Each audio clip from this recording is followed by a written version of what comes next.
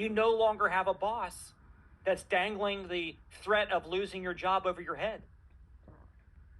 They had that paycheck to hang over you.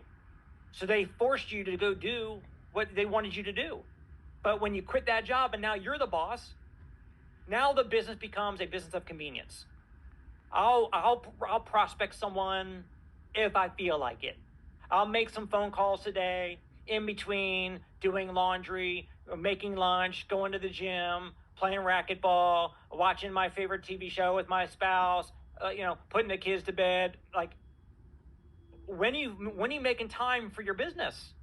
Oh, well, I can't not go to the gym. I can't not put my kids to bed. I can't not make lunch. Well, who was doing all that when you had your job? Make this make sense. Brian A., here I am. Stop the shit, you guys.